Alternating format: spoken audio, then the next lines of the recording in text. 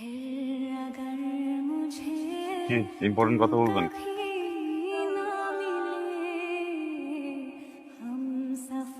আমার জীবন থেকে 2টা বছর নষ্ট করে দিছে। আমি কখনো আপনার জন্য শান্তিতে ক্লাস করতে পারিনি, ক্লাস থেকে বের করে নিয়ে আসছে।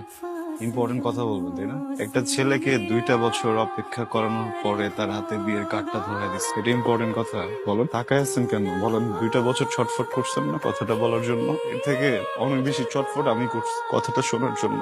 আচ্ছা একটু বলেন প্লিজ, আমি শুনে এখান থেকে চলে যাবো, আমি কোনো সিনক্রেট করবো না। এদিকে তাকান। আমি তোমাকে ভালোবাসি।